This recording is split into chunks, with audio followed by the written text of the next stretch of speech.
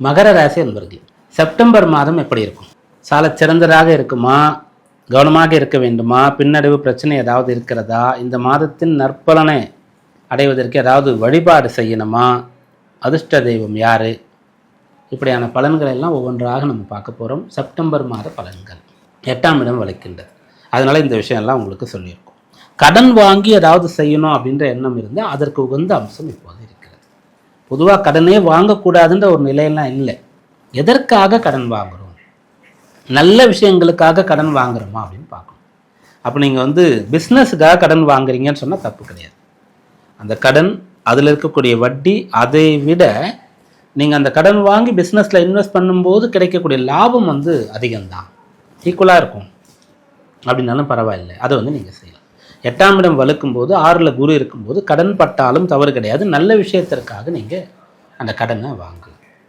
இந்த விஷயம் அடுத்ததாக இருக்குது. அதற்கு அடுத்ததாக செவ்வாய் 9 அப்புறம் 10ஆம் இடத்திற்கு வரார். 9ஆம் இடத்துல இருக்கும்போது நீங்கள் வழக்கமான உங்களுடைய பணிகளை செய்து கொண்டிருக்கலாம். 10ஆம் இடத்திற்கு செவ்வாய் வரும்போது குருவுடைய பார்வை கிடைக்குது. செவ்வாய் 10ல் இருக்கிறது சுக்கிரன் வீடாக இருக்கு. வீடு கொடுக்குற சுக்கிரன் 7ஆம் இடத்திலிருந்து 8ஆம் இடத்திற்கு வரார். அதனால மனை வீடு இது சம்பந்தமான தொடர்பு ஏற்படுகிறது. மனை வாங்கணுன்ற எண்ணம் இருந்தால் வாங்கலாம், அதுக்கு கூட கொஞ்சம் கடன் வாங்கலாம். வீடு வாங்கணுன்ற எண்ணம் இருந்தால் வாங்கலாம், லோனில் வாங்கலாம். வாங்கிய மனையில், ஏற்கனவே பூர்வீக சொத்தாக இருக்கிற மனையில் வீடு கட்டலாமா? செய்யலாம்.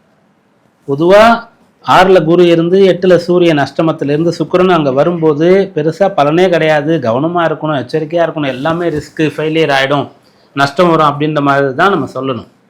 ஆனால் நம்ம சொல்லக்கூடிய அடிப்படை என்ன அப்படின்னு பார்க்கும்போது, ஒரு செலவு ஆகணும்னு இருக்கு, கடன் படணும்னு இருக்கு, நாமவே போய் அதை செஞ்சிட்டோம்னா ஆப்ஷன் நம்மக்கிட்ட இருக்குது. நம்ம செய்யாமல் விட்டாதான் எப்படினாலும் நடக்கலாம். அதுக்காக சொல்கிறோம். அதனால தான் என்ன முதல்லேருந்து நம்ம என்ன சொல்கிறோம்னா, கடன் வாங்கி பிஸ்னஸ் பண்ணலாம், இருக்கிற இடத்துல இருந்து வெளியில் போயிடலாம்.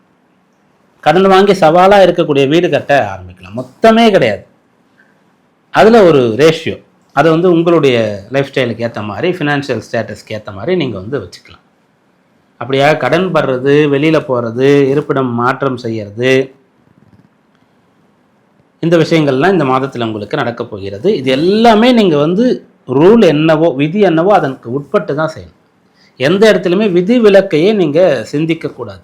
அப்படி இருக்கான்னு கேட்கவே கூடாது. நிறைய பேர் இருக்கும்போதே முதல்ல தான் கேட்பாங்க, இந்த எக்ஸப்ஷன் என்ன அப்படின்னு கேட்பாங்க, விதிவிலக்கு என்ன.